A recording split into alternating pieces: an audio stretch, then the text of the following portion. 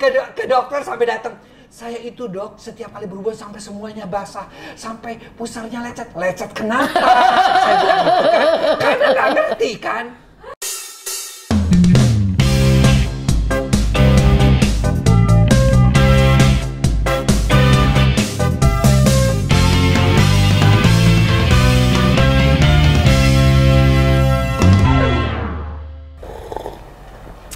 Aduh, enak banget. Hai, roti gambang. Kenapa sih? Roti gambang namanya. Ya nggak apa-apa. Ronatike gambaran sayang. Kita tuh kan syuting gitu ya. Kamu kenapa pakai baju tidur? Ini kan piyama kan? Biar nanti selesai dari syuting langsung bisa praktek. Praktek apa? Praktek bobo. Dengan siapa? Ya sama suami lah bobo-bobo cantik. Bahagia. Insya Allah. Kehidupan seksual lo gimana? Ya lancar. Tapi kan lebih lancar lagi kalau misalnya hasil ngobrol malam hari ini. Kalau ngobrol hari ini bisa langsung dipraktekkan nanti gitu. Roti dong, mau dong. Roti gampang, jangan lupa ya di like, subscribe, and comment di tayangan kali ini. Panjang sih, tapi kurang gede kayaknya. Yang gede dong lah. Astaga. Aduh, terlalu kenceng. Aku gak kuku, gak nana, kunaon. Sampai retak. Tapi mohon maaf agak kurang higienis. Banyak pandunya. Bukan, ini keraben namanya. Gak mau ini? Gak mau, udah yang biasa aja. Nah, mana orangnya? Udah gak sabar ini, pengen belajar. Belajar apa? Iya, belajar itu yang katanya tabu kata orang-orang.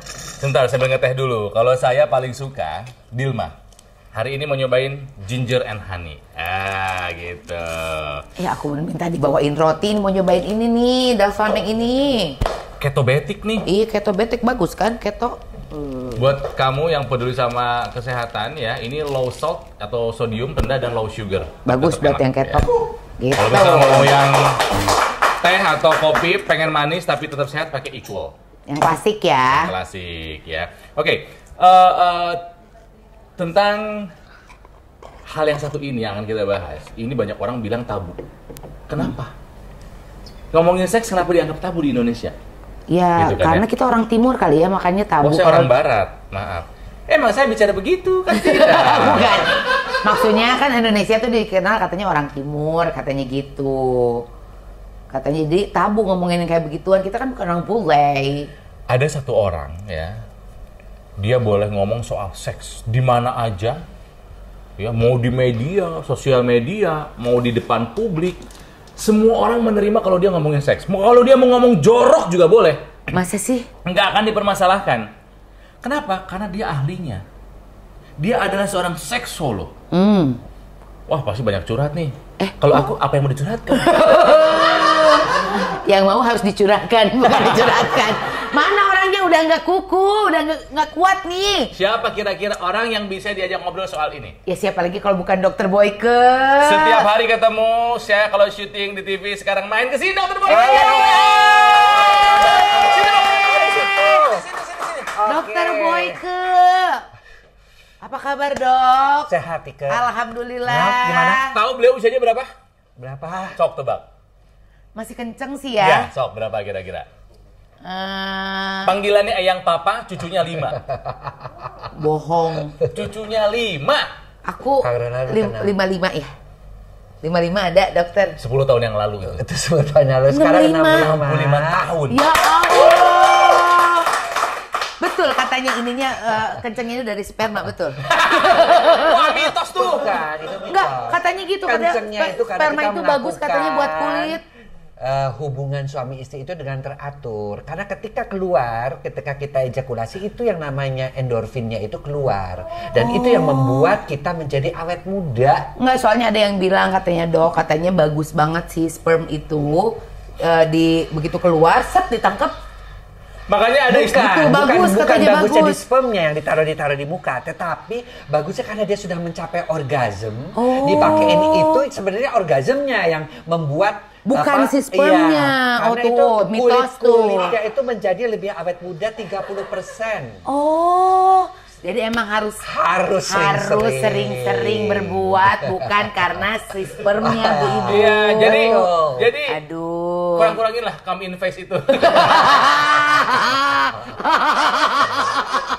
Invest apa? Iya, maksudnya ada yang bilang gitu, bener. Bukan. Berarti cuma mitos aja Bu ya. Itu mitos. Jadi jangan dikemukain. Jadi yang penting sih, dan untuk kalau dianya bahagia, otomatis kan si endorfin itu keluar. Dan buat wanita, kenikmatan hubungan seks satu kali itu dinikmatinya 1 minggu. Kalau dia nggak orgasme apa? Lihat kucing ditendang. Ya, lihat anak nangis sedikit dicubit. Karena nggak dapet. Oh, jadi kalau misalnya semingguan istri itu selalu tersenyum. Berarti ada sesuatu ya. Karena dia merasa dirinya sudah tercukupkan, endorfinnya ngucur. Endorfinnya ngucur. Oke, kamu belum apa-apa udah nanya begitu, nanti dong itu Iya, makanya konsultasinya. karena kan dokter Boyke awet muda, makanya penasaran bener nggak gara-gara itu. Masa dokter Boyke pakai steroid sendiri? Gila lu. Oke, tapi kita kembali ke pertanyaan yang paling awal. Iya. Kenapa memilih menjadi seksolog? Kan awalnya kan objin dulu kan? Iya, katanya dokter ini dulu menjadi kandungan. subspesialis. Iya. Udah spesialis objin, subspesialisnya seksolog. Jadi dulu dari mulai dokter umum dulu nih. Ketika dari dokter umum itu saya kan tugas di Lampung. Jadi guru, jadi kepala sekolah karena kan selesai kerjaan itu jam 12 udah selesai, sementara nggak ada listrik, nggak ada air. Jadi saya kalau sampai sore nganggur juga kan nggak mau. Akhirnya saya ngajar di SMP sama jadi di SMA karena di situ tempatnya terpencil banget, nggak ada air, nggak ada listrik. Jadi bulan guru bahasa Inggris nggak ada yang mau ditempatkan di situ, saya lah yang ngajar bahasa Inggris. Oh, keren. Nah, Emang di dari situ sana saya setiap hari ngajar. kan, kalau yang saya kan tahu yang cantik-cantik murid-muridnya kan, saya selalu heran, kok tiap panen ini panah. Pada ketawa gitu. Semua pada ketawa. Kenapa? Nikah, Dok. Dia bilang. Jadi anak-anak yang umur 13 sudah nikah ya? 15 sudah pada nikah. Terus yang SMA kan juga karena kalau sekolah ke Kalianda jauh banget ya, kira-kira 62 km. Jadi mereka aku bikinin bekas kelurahan dijadikan SMA. Kayak satu kelas aja dulu supaya saya cobain guru-guru SMP diajarin ke sana biar gurunya juga dapat tambahan. Dan saya yang penting saya mah ada kerjaan gitu loh. Nggak bisa nganggur segitu lama gitu. Iya. Di situ juga anak-anak SMA pada kawin. Dan ada juga yang mereka itu kayak dibohongin gitu sama anak-anak dari disebutnya dari anak-anak Tanjung Karang ya, anak-anak kota yang menghamili daerah situ. Jadi kehamilan muda, pernikahan muda begitu banyak. Nah dari situ spesialisnya saya kemana? Nah, alhamdulillah saya kepilih dokter teladan wakil tingkat nasional. Jadi saya boleh milih tuh masuk mana. Saya pilih objin karena saya bisa di situ mengajar orang-orang untuk mencegah pernikahan dini, kehamilan dini. Begitu. Ceritanya tuh begitu. Nah, kenapa akhirnya seksolog gitu. Lebih tajam lagi. Kenapa lebih tajam lagi? Tugas yang kedua nih, dokter, dulu kan PKS 1 di Lampung, PKS kedua di Masambalu, Sulawesi Selatan. Itu juga sama. Evi Masamba ya Evi dulu. Masamba, ya. Dan di situ itu rumah sakit baru didirikan. Jadi dokter membuka kamar operasi dan segala. Bahkan pernah operasi lampu mati pakai lampu patromak. Astagfirullahaladzim. Dan dulu tuh nggak ada tuh dokter anestesi, tinggal nyuntik yang ada asisten anestesi. Jadi kalau kita mau operasi sesar, operasi itu pasiennya dibekap pakai es. Astagfirullahaladzim. Sampai kelempak. Udah dokter kerjain cepet-cepet bangun. Itulah. Sebarbar itu dulu ya.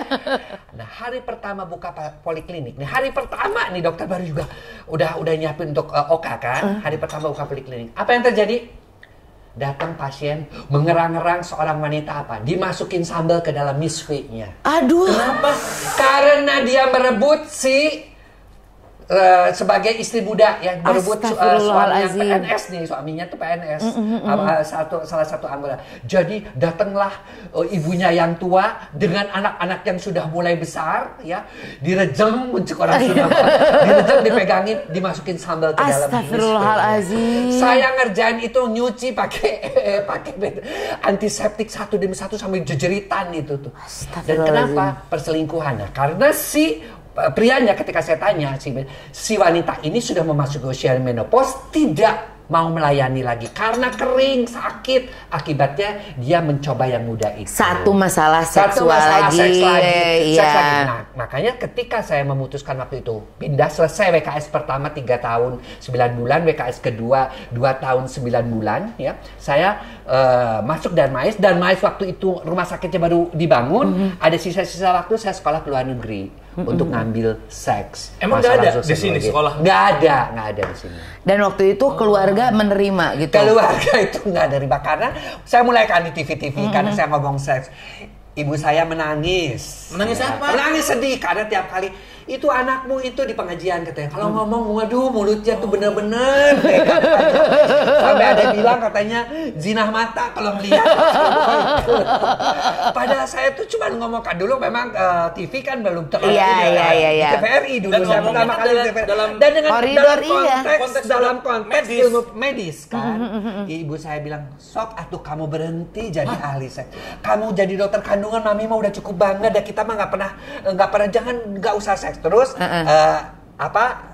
istri saya juga sama teman-temannya dia kan juga dokter gitu. Ngapain sih Fer tuh laki lo tuh ngomongin itu melulu yang jorok-jorok melulu, anak-anak saya juga Ya Allah. sampai dipanggilin gurunya. Orang terdekat tuh nggak ada yang mendukung. Nggak ada yang mendukung. Terus gini, saya bilang sama Mam, aku itu udah passion aku karena aku melihat kejadian-kejadian ini banyak banget dari mulai aku di puskesmas ya sampai ada orang yang 13 tahun kawin tuh hubungan seksual melalui puser coba. No. Jadi nggak punya anak. Jadi nggak punya anak. Astaga. Ke dokter sampai datang. Saya itu dok, setiap kali berhubungan sampai semuanya basah, sampai pusarnya lecet kenapa? Saya bilang gitu kan, karena nggak ngerti kan. Akhirnya dia pusatnya tuh sampai luka, saya yang obatin. Akhirnya saya bilang, salah masuk kamu lubangnya. Masuknya jangan di situ. Akhirnya saya ajarin 3 bulan hamil. Tapi itu anaknya si bapak kan, Ya, bukan iya, anaknya makanya dokter. dia. Nah, soalnya yang ngajarin dokter Boyke. Anaknya itu ada 13 sampai 14 tahun dikawin. Kalau di sana tuh, kalau di daerah Talas, di daerah Rawasragi, itu kalau 13-14 tahun ada panen-panen tuh mereka tuh kawin karena kesempatan itu mereka punya uang. Setelah itu mereka ya itulah karena nggak ada guru, nggak ada apa ya, aku ya ngajar di sini, ngajar di situ, bikin kursus persamaan guru, bikin guru-guru segala macam mendidik. Jadi ingin jadi seorang seksolog. Dan tahu apa? Oke mah, biarpun siap nggak siap saya akan naik haji. Saya akan tanya nanti di depan Ka'bah. Mumpung saya bisa dah. Sok atuh. Dorong karena saya mau naik haji kan. Sama ibu. Kebetulan waktu itu ikut dengan hajinya haji yang ONA plus. Ya saya ke sana. Ya. Itu selama di sana memang saya sholat di depan Ka'bah, di ini Ibrahim, Haji Ibrahim, semua makomnya. Nggak ada jawaban. Iya kamu jadi seksolog atau tidak kamu enggak. Tapi setiap kali saya pulang konsul ke kamar bulan, saya juga capek konsultasi perkawinan. Ada yang naik haji gara-gara diabetes kemudian gangguan fungsi ereksi dan dia nggak tahu mesti kemana. Dari jemaah yang ikut tadi.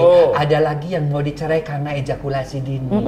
Dokter saya tuh ejakulasi dini. Jadi mereka pada cerita semua pasangan suami istri setiap hari. Dan saya tuh senengnya waktu dulu juga saya udah dikenal waktu naik haji itu. Jadi kalau saya mau sholat itu dok sini dok. Nah sambil secara tidak langsung itu adalah jawaban ya. Mereka cerita. Akhirnya saya bilang ini udah pasti bagian hidup. Pertanda saya. ini. Ini udah pertanda. Memang tidak dijawab langsung. Saya pulang saya pastiin.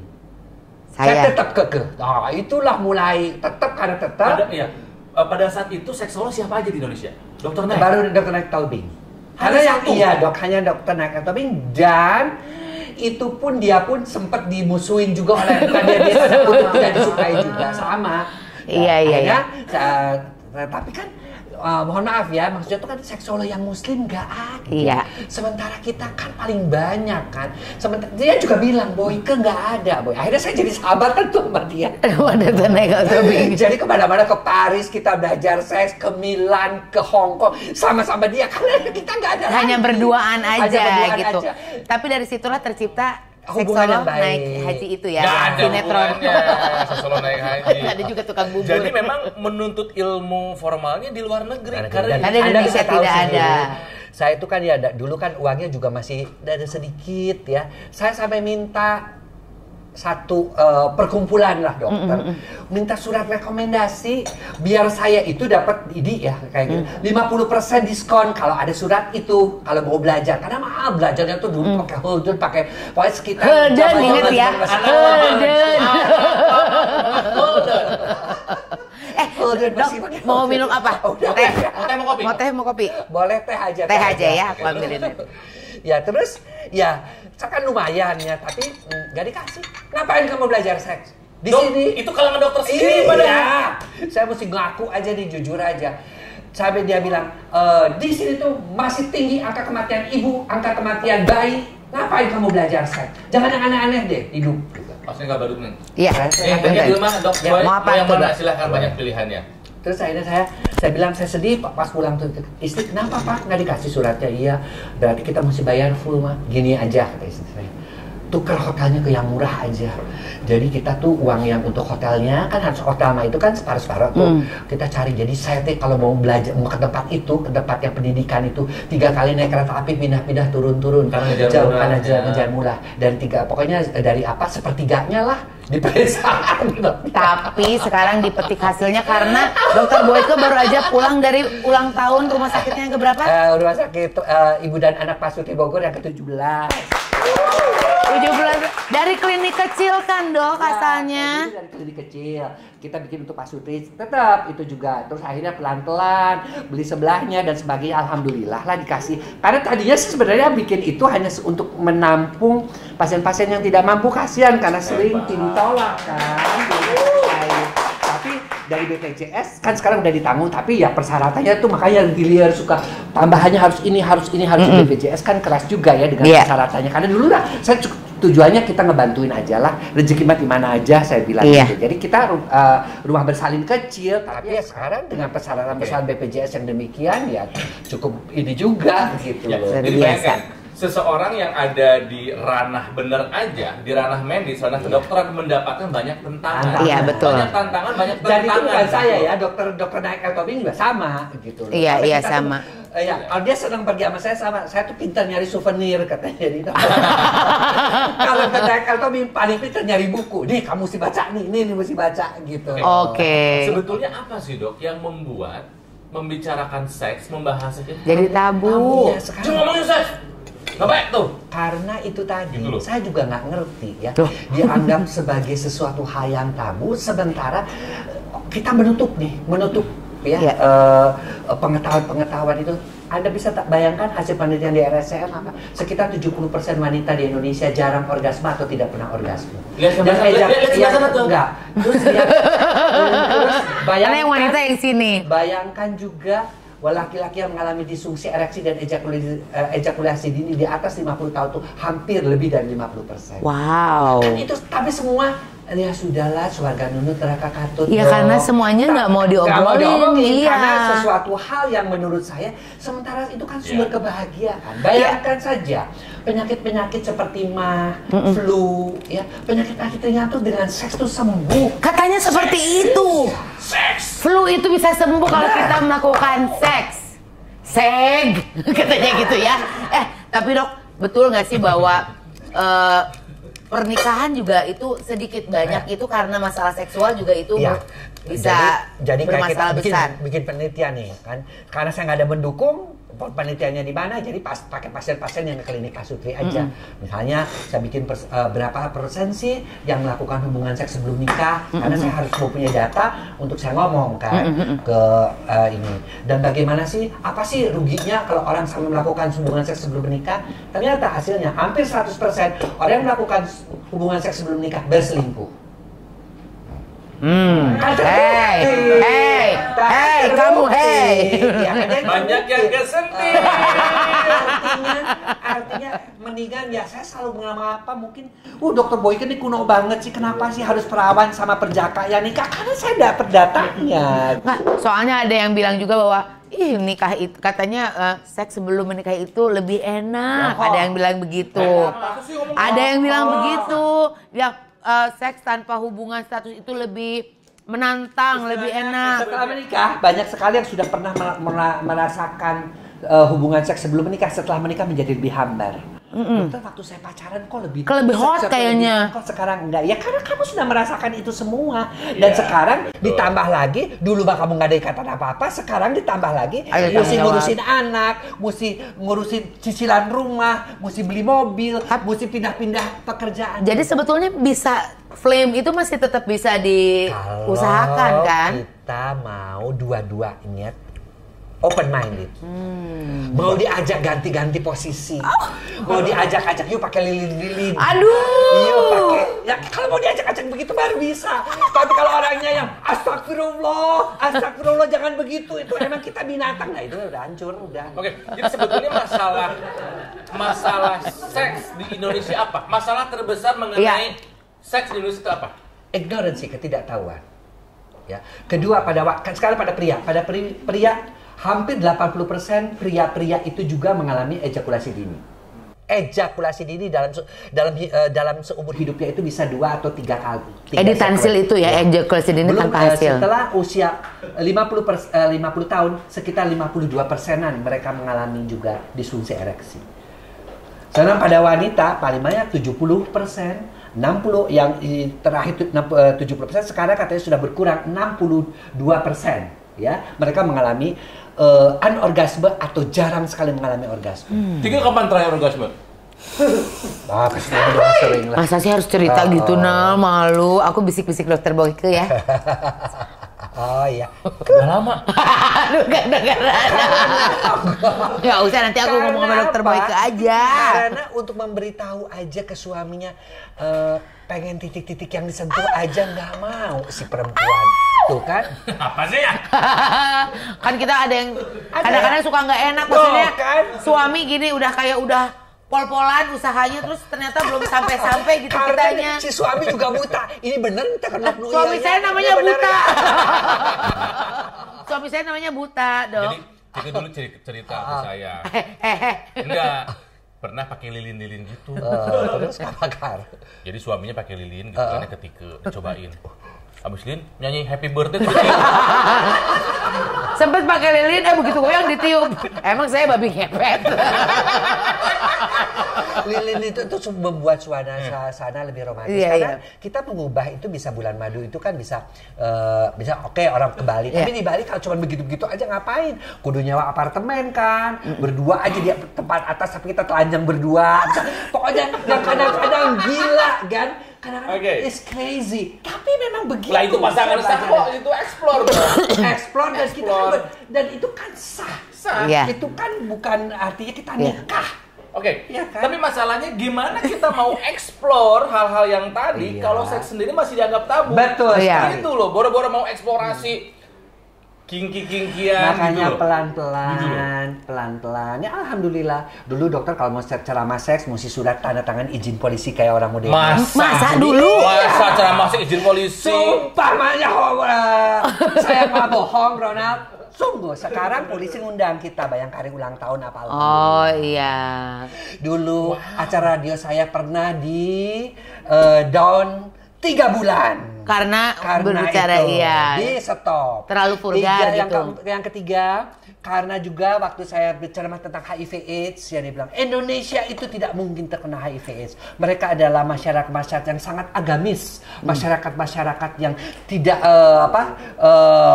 menghindarkan perzinahan. Ternyata HIV/AIDS kita paling tinggi sekarang di Asia. Di Asia, Indonesia paling tinggi. Lajunya paling tinggi. Ya tapi mungkin itu salah satunya karena mereka ignorant. Iya, nggak ngerti juga. Iya betul. Kalau saya suruh, ya sudahlah, kamu pakai kondom gitu-gitu. Ngapain dok? Pakai kondom kayak main piano, enak pakai katanya sarung gitu tangan, ya. Katanya. Iya. Main piano pakai sarung tangan begitu kalau nah seperti itu. Setelah ignorance apa lagi masalah terbesar tentang yang kedua adalah komunikasi intim suami istri itu jarang. Di sini tuh perkawinan tuh kayaknya perkawinan yang sangat-sangat jaim-jaim gitu loh. Menunjukkan aja ya misalnya ya kita memeluk pasangan kita di mall gitu. Biasa aja kali. Ada suara yang begitu. Padahal kita tuh ngegandeng istri kita kan juga udah mulai tua kan. Biasa aja kali. Romantis nih. Gitu istri sendiri. Nah, orang-orang hal-hal yang seperti itu justru kita harus tunjukkan romantisme dengan pasangan kita itu di rumah, di depan anak-anak. Anak-anak juga karena diajarkan di sekolahnya dalam tanda kutip nggak boleh menunjukkan kemesraan kepada pasangan. Akhirnya juga ngapain sih Pak? Malu anak-anak lihat ibu bapaknya begitu ya. Bentar lagi juga malam gitu. Jadi ya itulah dibuatnya seperti itu dan akibatnya tadi. Makanya mengapa angka perselingkuhan naik, mengapa angka seks bebas naik, karena edukasinya. Lagi saya juga dihambat dengan misalnya ngomong di TV sekarang udah nggak boleh, ngomong kata sperma aja langsung ditegor. Kenapa? TV? Sperma kan ini ya. Saya harus bibit laki-laki. Waduh kali.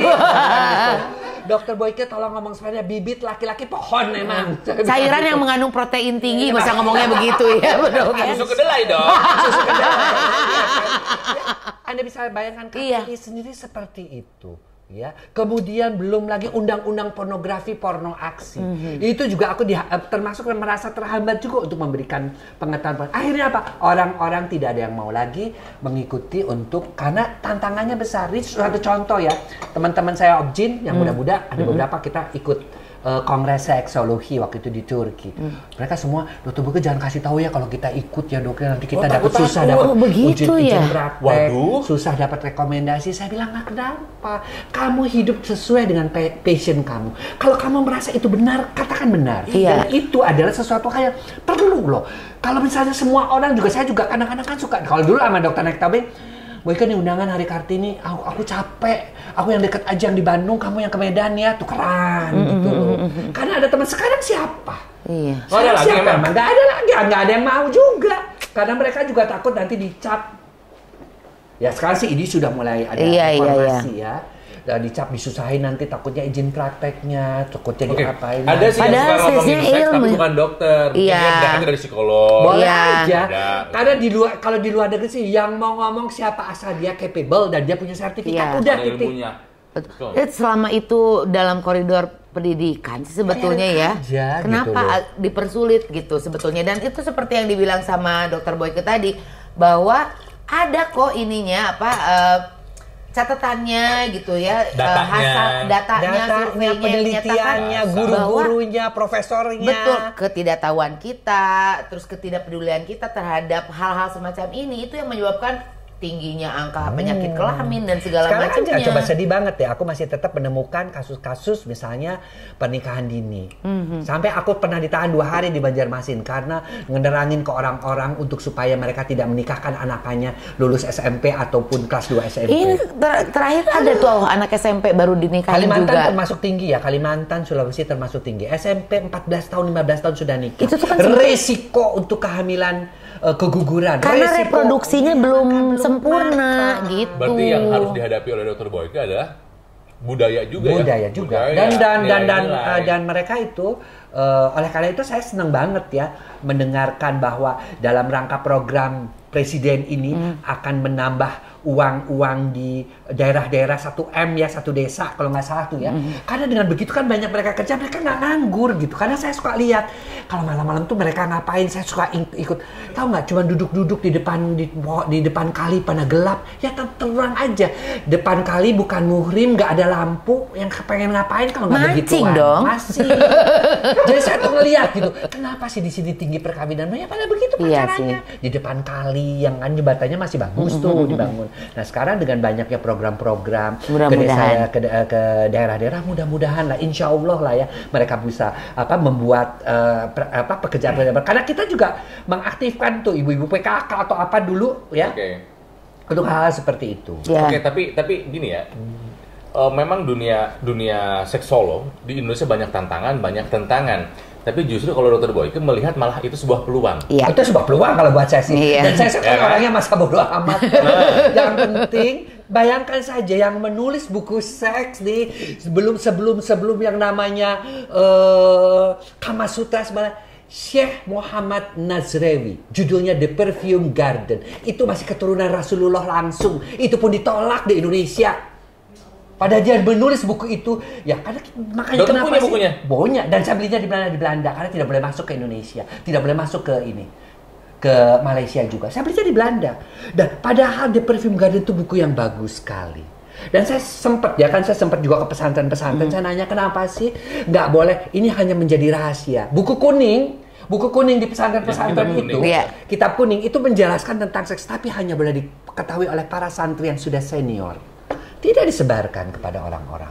Padahal ada juga pelajarannya di ada pelajaran dan mereka juga menyadari bahwa ini tuh penting gitu loh. Makanya karena ada peluang dia punya usaha.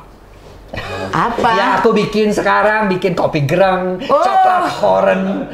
Coklat horn dari horn. Coklat horn dari horn ini ya. Karena kan ya gimana ya, saya juga kasihan juga kalau mereka tuh beli-beli yang kasihan, cula badak dibunuhi, empedu ular malah jadi kena hepatitis, otak monyet jadi kena encephalitis, ngeri-ngeri tuh. Mereka anggap mendingan kita bikin yang benar. Saya belajar ke Korea, ya, liatin ginseng, coklat dengan ginseng itu gimana. Kemudian saya pilih juga ginseng mana yang khusus untuk seks. Saya juga belajar ke China, saya juga belajar kemana-mana untuk herbal. Karena sekarang ini trennya ke beberapa negara, terakhir juga.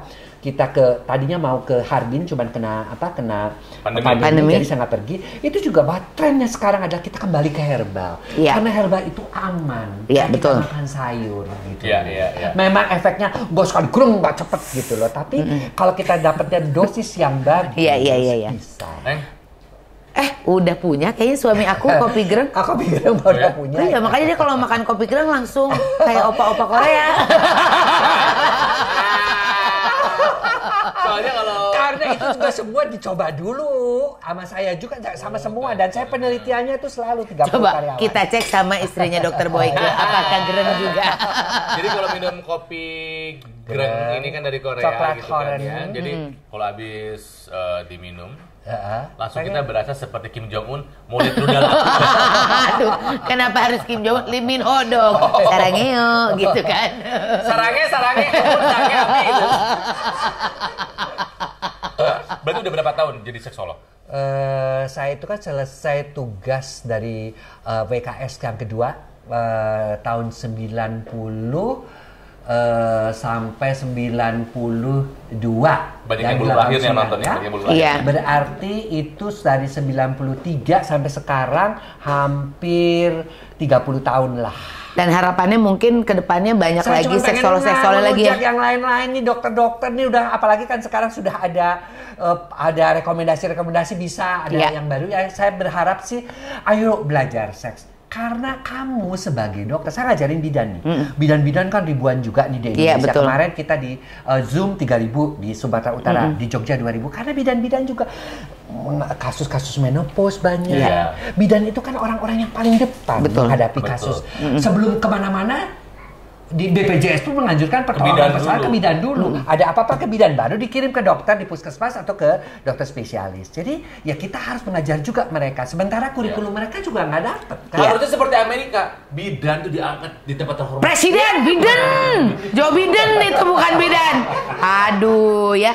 Tapi yang pasti ya mudah-mudahan sih memang banyak lagi orang-orang yang tertarik lebih concern lagi sama masalah seksual ya. Karena itu menyelesaikan masalah yang lain-lain. Iya betul. 33% katanya pernikahan itu ya memang masalahnya terberat itu adalah di seks gitu. Seks, perselingkuhan, perceraian. Jadi menopause masih bisa tetap melakukan hal-hal. Tujuan dokter juga belajar bagaimana menopause itu bisa ditunda sehingga di skip. Bagaimana andropause juga bisa di skip sekarang. Andropause itu apa ya? Untuk laki-laki. Laki-laki juga bisa berhenti. Nggak berhenti, bisa tetap oke terus, gerang terus sampai usia tua. Itu yang sekarang lagi dicari sama pakar-pakar. Dan kita udah mulai belajar juga mengenai itu. Dari mulai gen terapinya, dari mulai juga telomer, dari mulai sudah ke arah DNA. Ini kemajuan-kemajuan di bidang seksologi juga udah lumayan oke. Siap. Tidak ada ya perempuan yang menopause, tidak ada laki-laki yang andropause. Asik. Jadi menurut Ike ya, lebih enak gini atau gini? Begini aja di Indonesia bermasalahkan. Apa coba ini? Kenapa ini? Kenapa Karena ini? dari kecil kenapa ini dilarang? Ya karena dari kecil Ayo. ini katanya nggak baik, sign kayak begini saya nggak berani itu, saya di sini aja. Kenapa ini diasosiasikan dengan hubungan seks? seks, penis masuk ke dalam vagina. Ini di negara lain beda artinya. Kalau ini tadi Ini, loh, ini apa coba? cincin. Kenapa gitu? Maksudnya tiap negara, tiap bangsa punya nilai, punya culture yang berbeda-beda. Beda-beda. Ya kita juga tidak, kan saya juga sempat ya di waktu sama Dr. Kalbin juga menandatangani harus menerima golongan minoritas LGBT. Kita nggak mau tanda tangan karena kita negara Muslim. Saya udah jelasin ke mereka. Mereka juga oke kok. Tapi tetap kamu berjuang untuk dalam bidang-bidang seks yang lain. Gitu. Iya, karena mereka tuh selalu berpikir jorok. Selalu berpikir bahwa ngomongin seperti itu tuh ya ada jinah mulut lah, jinah apalah, saya juga kagak ngerti. Tapi ya menurut saya sih ya, bayangkan saja ya di negara, bayangkan saja, saya terus terang ya, di negara-negara Arab pun sampai ada kasus-kasus vaginisme berobatnya ke Indonesia, ke tempat di ini karena ya di negara-negara timur itu memang ini banget gitu loh. tertutup sekali ya. Tertutup sekali. Iya. Ya, gitu jadi loh. berbicara seks dalam artian buat pendidikan itu penting. Iya.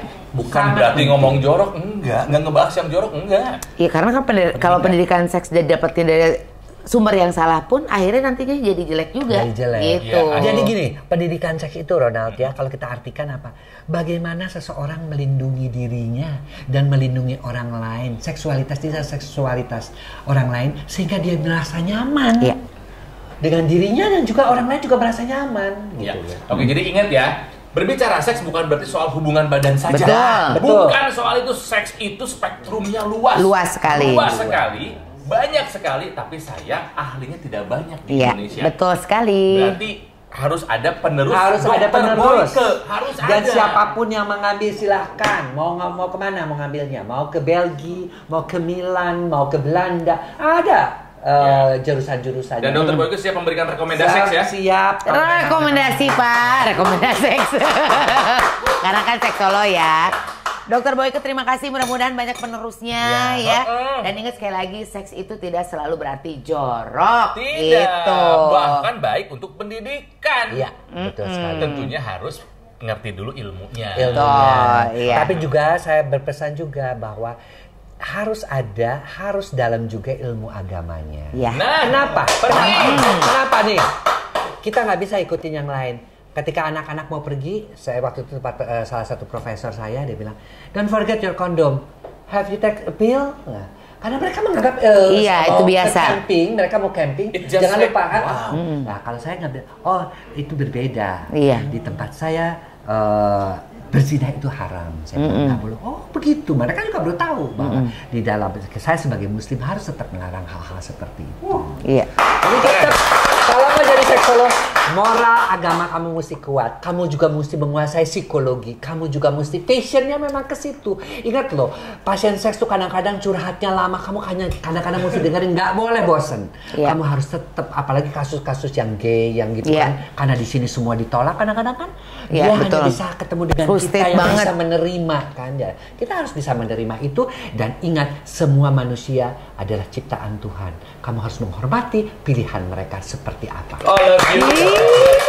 Keren amat. Nah, Roti Gambang ya, jangan lupa untuk like, comment, and subscribe tayangan kita hari ini terus. Oh kan jam 9 kayaknya ya. Yang pertamanya. Itu kan bebas ditonton kapan aja Ya itu. maaf dong Pak, namanya juga kalau lagi ngomongin seks ini langsung Iya. hayal-hayal kemana-mana. Dan saya senang sekali karena seminggu sekali minimal ketemu sama Dr. Boyke karena kami punya acara yang sama di salah satu stasiun TV swasta dan tapi lucunya 4 tahun kami di acara yang sama belum pernah sekalipun saya nggak bahas seks sama Dr. Boyke. Iya, kamu mau ngebahas apa? Kan tidak ada yang dibahas. Ini nih kayak TVRI buat apa? Berhenti, freeze. Kita ketemu lagi nanti ya. Terima kasih, Roti Gambang.